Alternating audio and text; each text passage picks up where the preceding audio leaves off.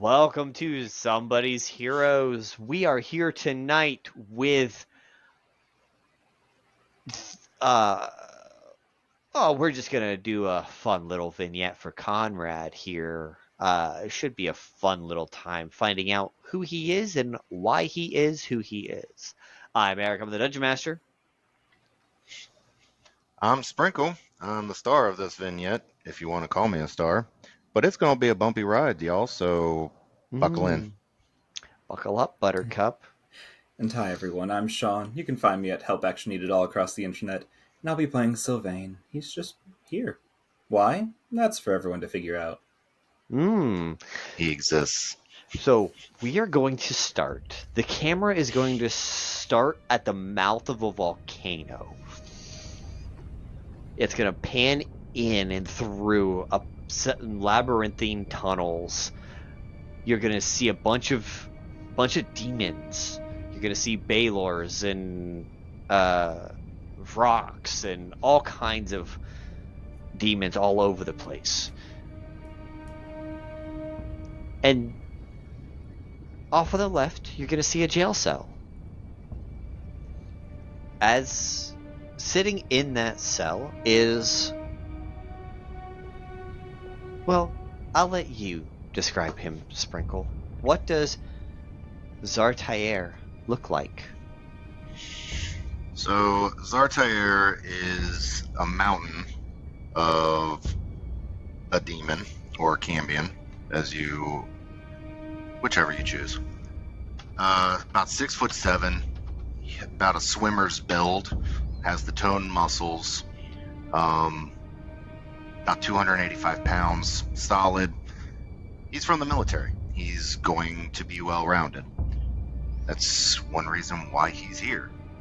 Military bullshit. But he has two protruding horns in the very front, going upwards, with two horns protruding from the side of the temple, curving alongside of the scalp, and then coming backwards. He is a variation of crimson and violet. So it's pretty. Which is one reason why he always had to put people in their places, being in the military. He has dark crystal blue sapphire-like eyes with pure black surrounding them. He has his beard comes down into a point, very Viking-esque, along with the haircut. So it's faded on the sides, short and spiky on the top. Silver hair with a very hint of bluish hue. He usually, depending on if he's in downtime with the military or if he's ready for actual fighting, it's a variation of leather and scale mail. But being in here, he's going to have a set of midnight scale mail armor on, with a cloak across his back. He will be decked out with a belt with tools on them, which usually throws people off, along with a warhammer at his side and a pistol on the other. A rudimentary pistol at that. Fantastic. So, as you sit there and mull over in your head the events of the last week or so, the last time you saw her, a pair of Naufeshni come up to the cell doors. They're probably about 12 foot tall, big, brutish looking, like boar demons. They've got the two tusks that come right out of their actual mouth, and then two more that come out around here, right under their eyes, right at their cheekbones, just come out and go up. They've got a pair of wings on the back, similar to your own demonic wings. And then the bottom half of them is a boar with the rest of their body fitting that like boarish shape. So very big, very heavy set, with like a couple of shoulder pauldrons and then some chains going across their body. They both open these cells and say, "Oh, the Prince of Undead! Come with us. It's time for your father to appropriately punish you for your crimes." As they both come over, they pick you up, 2 hands on each arm, and lift you up just off your feet and carry you out the door. Down He's going to bite his tongue because his initial response would be, "I'll show you what undead looks like." But not this time. He will just mull it in his brain and go peacefully. for now. Okay, so he is going to go ahead and be pulled out and dragged down. You're weaved through. The camera is following you as you're being weaved through these labyrinthine tunnels. Meanwhile, a crowd is forming. And Sylvain, you actually were sent an invitation under a name that is not Sylvain. Never would be. What name would this have been that you would have received a message from Orcus himself? Oh, I believe if it's coming directly from someone here, it'd be addressed to Gemini. A beautiful tiefling who has spent the past several years living and walking amongst the tieflings of the Demon's Tell and trying to make their acquaintances known, trying to see what's going on, as we must always be friendly with our neighbors, no? Of course. So it said, Gemini, we would, on behalf of Orcus, the Crimson Blood, and then you see all of his other titles below it. His laundry list of titles. Just, we would love to invite you to witness firsthand what it means when a tiefling as yourself dares to love one of our own, and how we punish our own for such atrocities. And that it's signed with the symbol of Orcus, which is this goat skull with the horns. This Gemini would never send a response back. Too much paperwork that can be tracked, but they'll show up. They'll hold the invitation. It's also been a while for that Gemini's been Gemini. Like, yeah. Sylvain has not been Gemini in a few years. Yeah. This is only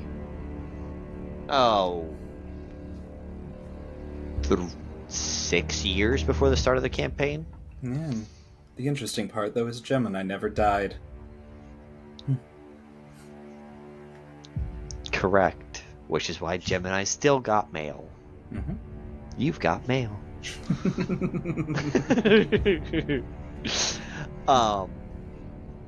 But AIM messenger. that's been a long time. So as you accept this invitation, do you choose to attend, I presume, yes? I'll be attending, I just will not be writing back in acceptance. Of course. So you made your way in. They let you in because you're wearing a symbol of some kind that makes them think you're Gemini, but you're just in some kind of a cloak to hide your current form. And they let you in, and the seats are mostly open, but it's in like an amphitheater. So the throne of Orcus is down below you.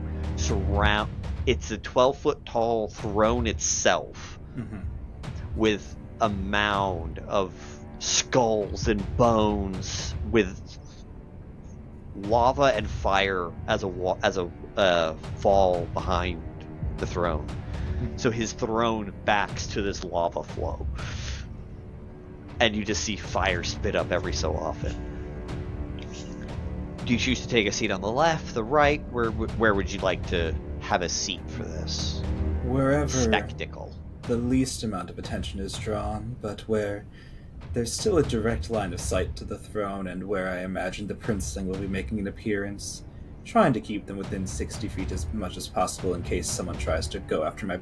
Well, it'd be rude to call a living being a backup plan, but that's what they are. Perfect. So you're let's say third row, still on the like end cap. So like because the only way in and out of here is through this main road, through the main path in. So you're on the end, which still keeps you 60 feet from what looks like an executioner's block has been set up in the middle. It's this bony block of, honestly, it's just a giant block of carved bone with a 16-foot axe that itself has an 8-foot blade, ready to take out most anyone who fucking they dare to kill. And it's just laying on the ground. In fact, you see the executioner going over and grabbing a whetstone to go sharpen the blade real quick. Well, they better make it fast if they're choosing violence. And at this point, you see these Nilfeshni dragging in Zartayer. They stand him in front of this pedestal, the chopping block that I described. And descending from the sky, you see Orcus. Full adornment with the ram's head skull on his face, with the extra horns. He's got he's got 4 tusks, just like the Nilfeshni. He looks very boar-like, but you know the difference. You've seen him once or twice before, but he's got this pair of 30-foot wingspan bat wings, and he stands 18 feet tall. His cloven hooves make the sound as he lands and crushes a couple of bones under his feet. He's got the staff of the wand of Orcus in one hand, which just looks like a femur of a creature large, a very, very large creature, very large femur with a skull attached to it that looks like a quad-horned tiefling skull. And he just lands very heavily. The ground rumbles a little bit, and everyone erupts in cheers. Orcus! Hurrah! As they applaud their king, for lack of a better term, their king here on the material plane. They're cheering for him and so happy.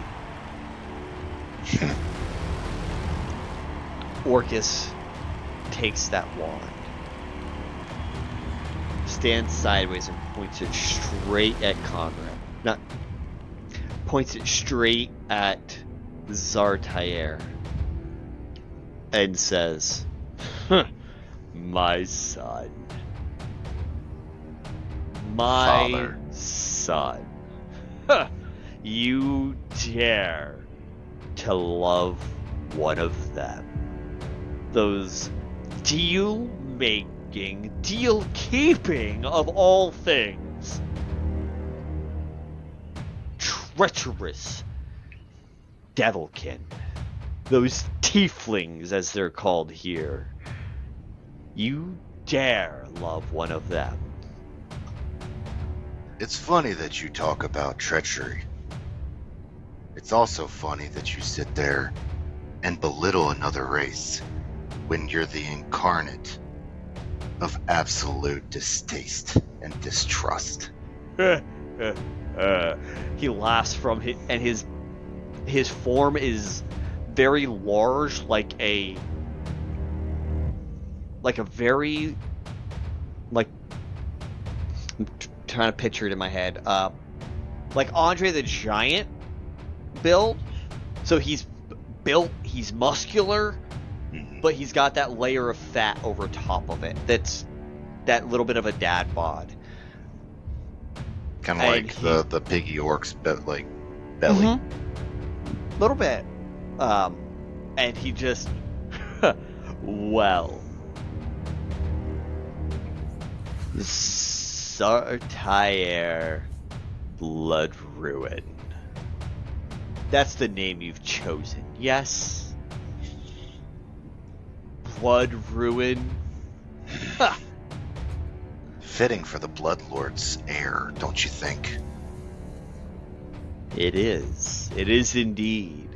However, you, son of Undeath, the son of the Undying One, son of the Crimson Blood, the son of Iker, son of the Horned Lord, as he reaches up and rubs his horn for a second. And of course, let us not forget, son of the Midnight Shadow, as he fans his wings back out, casting a shadow over the entire crowd. He drops them back and says, now, the penalty for your crime of, some would say passion, but I would say treachery, is no less than, and you hear the crowd start shouting, death, death, death, death, kill him, just throughout, like various people saying various words. Before Orcus continues, Sylvain, do you say or do anything? I have no reason to yet. Perfect. You'll hear Zartair yell out as loudly as possible to the crowd. I'd like to see any one of you try, since most of you have my prosthesis and has kept you alive. Half the crowd quiets down. Because they know you're speaking the truth. You're here because of me. And you talk about loyalty, trust, treachery, coming from the Lord of it. But of course, I am known for it. And I've already beaten you, Father, because I've done the one thing you can't. And that is... I actually feel a connection with another being, instead of just looking at them as playthings.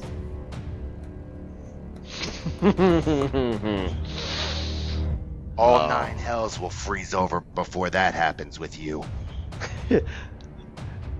I would happily bring the frost myself, as he just across his fingers you see this icy flame of chill touch cross over his fingers as his hand turns to a skeleton. Well, then I know your punishment. He walks over and frosts the other hand in the same chill touch, goes over, grabs both of your wings, and just immediately upon touching them, they start to decay the membrane starts to fizzle between them, leaving nothing but the bone. And then eventually the bone just slowly starts to become dust and fall away as Orcus puts his hands and pushes against your back. On your back now, where your wings were, you have 2 handprints. Probably skeletal and bony as hell. Of course. Of Orcus, but of course, like you said, bony skeletal Orcus handprints. And he just... Now, you are nothing more than they are. I welcome How do you it. feel? Like my last name suggests, I will bring absolute ruin to you. Not a single layer of hell, nor the deepest, darkest recess of this plane or the next. You will not escape me. I will find you. And I will crush you and ruin everything you hold in earnest and dear. He circles back around, crouches down, and gets on his knee and looks you dead in the eyes. He gets about 3 feet away from you. The Nelfeshni let go, because this doesn't fucking happen, and when it does, it's fucking terrifying, and they fucking know better than to be anywhere near what's about to happen here. So they let go. Your arms are free. Your movement is entirely yours.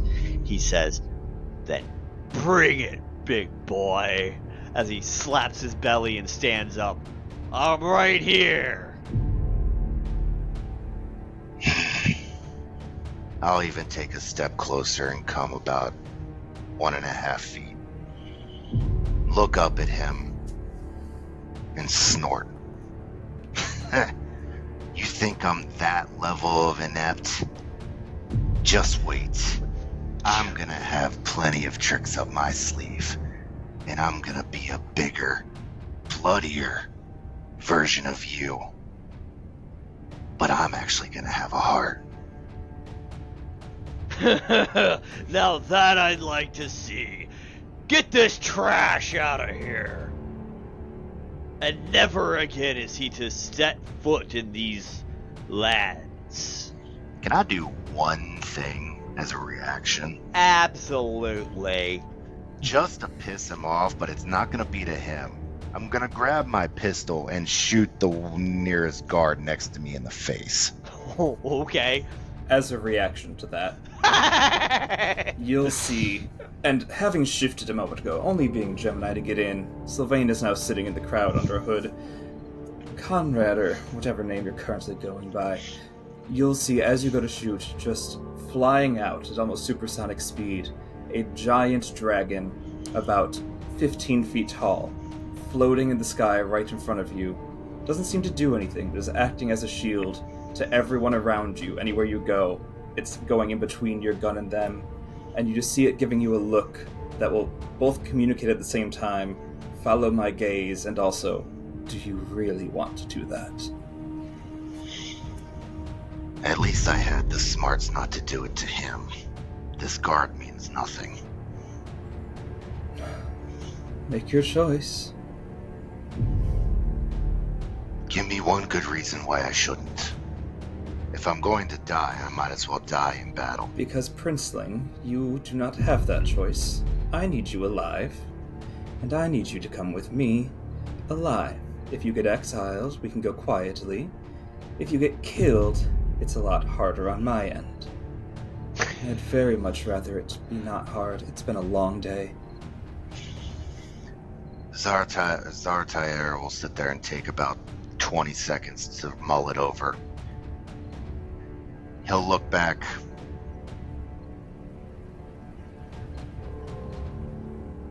I'll go on one condition.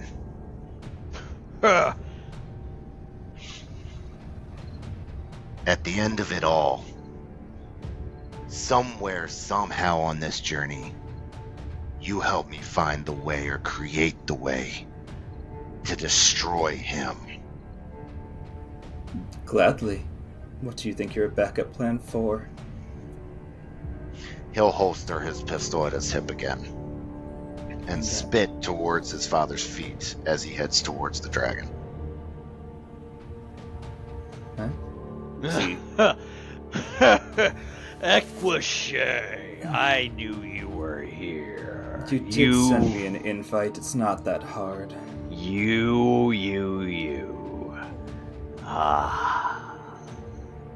And then as he's saying that, that spectral dragon will just come back, no longer floating out there. Cracks his knuckle. Well, boys, I think we know where we're going.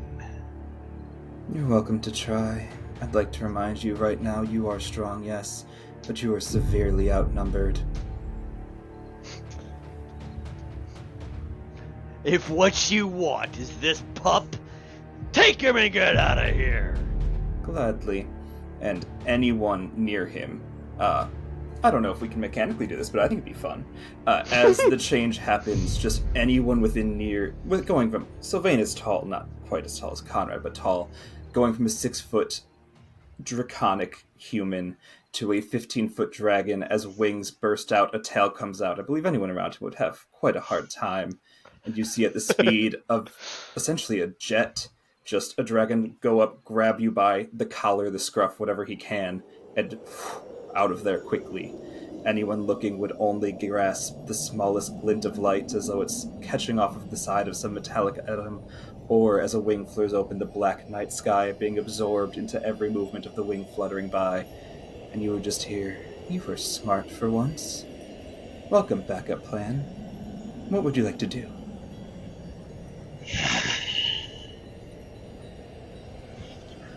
Well, now that I don't have that eyesore of a father to look at anymore, the next thing I want to do is go find my beloved. Hells know whether or not he's sent somebody after her.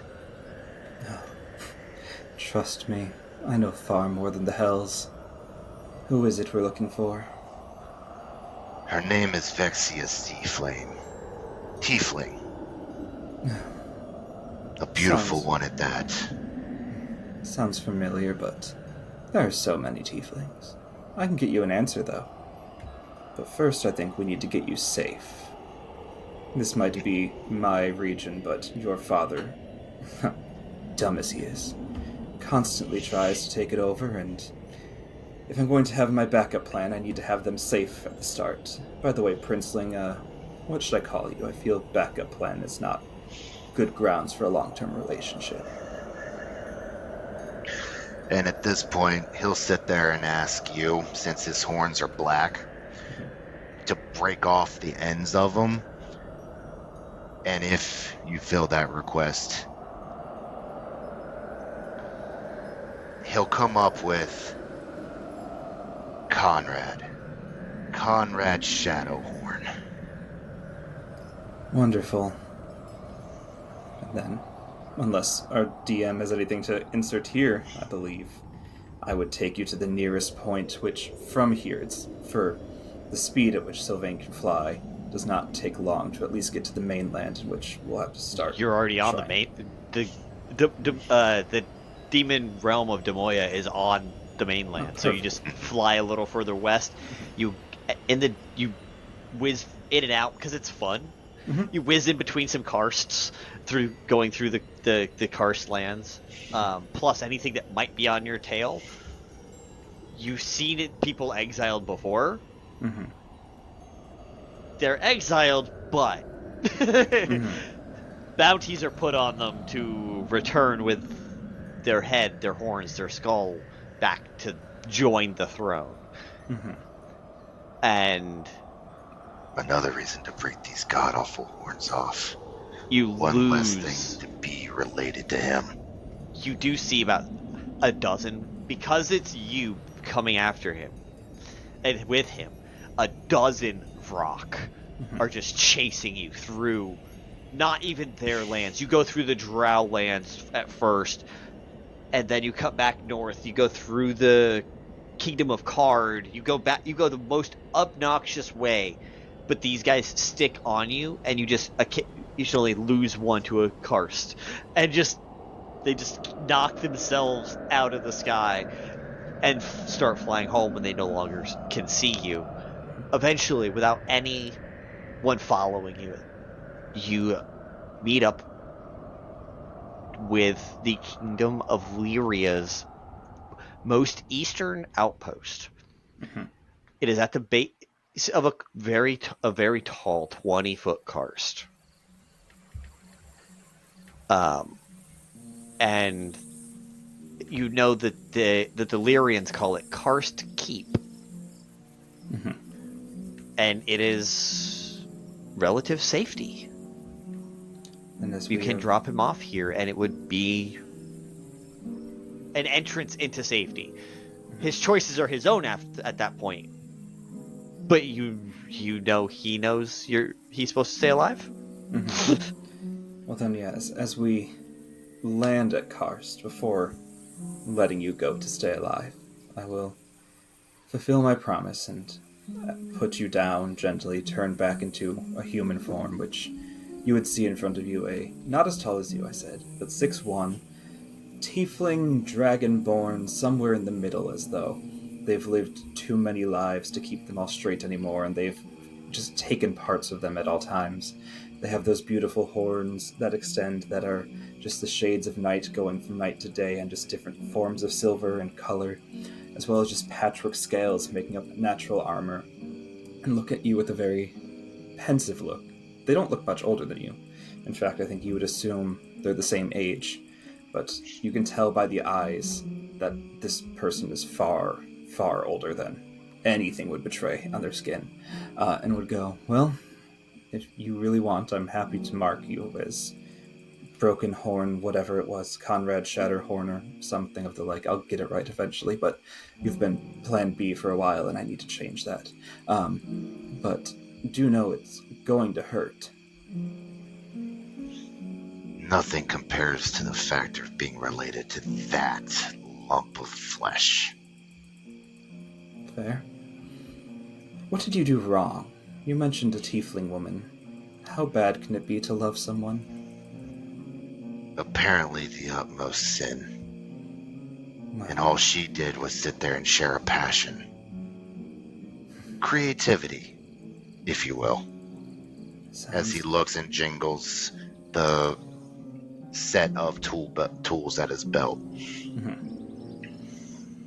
sounds as though your father continues to lack any ounce of originality, ingenuity, thought, concept, belief, anything that makes what we have to deal with anyway.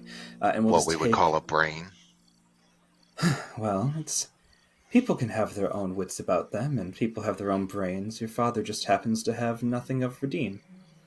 If he did, well, one, I wouldn't be easily invited to your own destruction, and also he would have taken my castle by now.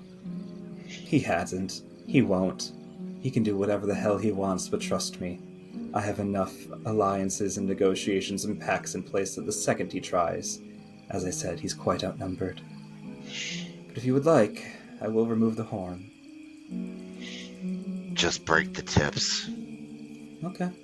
And with one hand, will ready cure wounds, and with the other hand, and he doesn't seem like he's muscular and fit, but he does not seem like one-handed.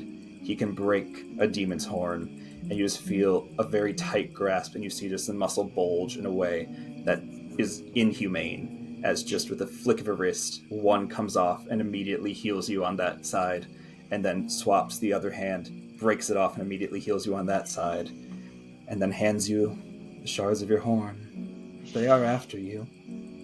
They're planning to collect whoever can turn these in. They're your choice to make.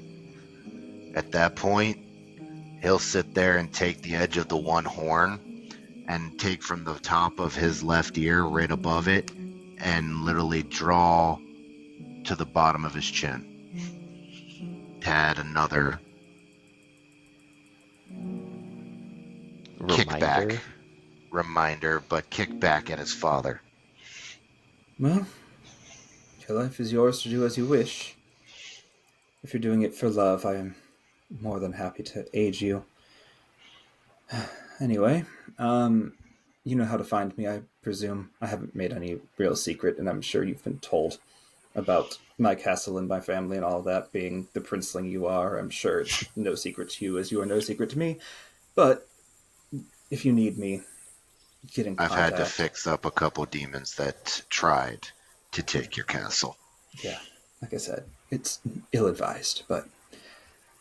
Anyway, anything you need now, or are you ready to be a free man? Any knowledge of where Vexia Seaflame might be? As I said, the name's familiar, but there are... Well, I don't know how much... Well, for the last while I've been gathering names, and it can be quite hard to keep them straight, but I'll get it to you. Do you know where you're headed?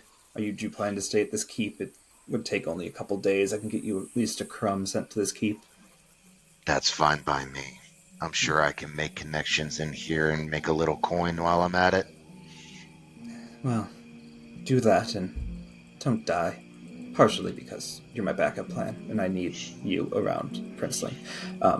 Or Conrad, sorry. I'll grow out of it. You've been on paper as backup plan for a while, so habits change. But don't die. I can't die yet. Yeah. I have to find her or kill him first. One is much easier. If killing him was that easy, he'd have died centuries ago. But, as I said, backup plan. Well, with that, best of luck. I'll be in contact, or someone will be in contact, and I'm sure our paths will cross again, but do try your best not to get killed. People around here are already suspicious enough of everyone. And granted, this is the nice part of the country and nothing like our home, but, well, don't make it like our home. I want a better home. And if I kill him and take over, it'll be one. Yeah. If anything, I'll repay this debt by making sure the demons actually work together with your federation or conglomerate. Have you ever heard the saying, start small? I have, so but maybe I'm a creator. Even creators. And he'll start casting, like, just a storm in the sky. And it's like, even this most destructive thing can come from the smallest little rain cloud. And as he says that, you just see it start growing to being like a 40-foot radius, and then just lightning starts striking at random trees before fading away, being like... Inside the keep, you hear people, "Get inside! The storm's brewing! Came out of nowhere!" And just everyone starts slamming doors and shutting Shouldn't they doors. Be asleep? Don't you all sleep during the night? Anyway, it's fine. Again, start small. It'll go much easier. And I'll be back, or I'll send info, or whatever we do, but don't die. Please. He talks about starting small, but yet he just scared the shit out of all the inhabitants. If you know what my small was, you would be quaking in your boots standing here even having this conversation. I might be a peon compared to you, but I will never shake in fear. Because no matter what happens, it's another invention. Make a charisma saving throw. Ooh, baby! You say, "I will never shake in fear." You just feel this sense of dread. It doesn't even change shape. Just stands up taller. Mm-hmm. Like, you can see him growing in height to be like 2 inches taller than you, enough to show what's happened, leaning hard over, and he just looks down and goes, "There's a lot to learn from fear. You might want to understand that." Well, that's a 19 plus 3, so 21. Good for you. What is my saving throw? Only an 18. Good job. Yeah. But he'll still at least show the respect of the power you actually have, because power begets invention, begets creation, and everything starts from something small. Yes. Good job, Princeling. And with that, we'll just like jump into the sky and fly off again. And at this, the guards come out, surround you, and say, "What are you doing? Why are you here by yourself, tiefling?" He'll look down. I'm assuming down. Yeah. They're mixed races, but yeah, the person talking to you is about a 5.5 foot tall human. I'm here to make some money. Got any place I can stay? Oh, plenty. Plenty of opportunities here at Cursed Keep. Come on in and we will get you settled. And at that, as you walk in with them, I'll take one last look over my shoulder to make sure there's nothing or no one that I can see following me. perception. And Sylvain can go ahead and make another one on his way, but way through as well. What is my Oh, hey, I actually proficient in that. 27. That Okay. is a 21. 21. Perfect. Sylvain, you saw another horde of these rocks coming back through, looking. They don't know where he is, but you see them looking. And if I can, go for I it. think on that 21, not far enough away, but still far enough to hear, you would hear the strange sound of a dragon starting to do a breath weapon of some kind, and you don't see anything. You just hear the sound of swords clattering against each other and the screams of rocks as they bleed to death and fall from the sky. Sounds like a good time just happened as I throw up my black cloak and hood. And you enter Karst's Keep, and I think that's where we're going to end for the night.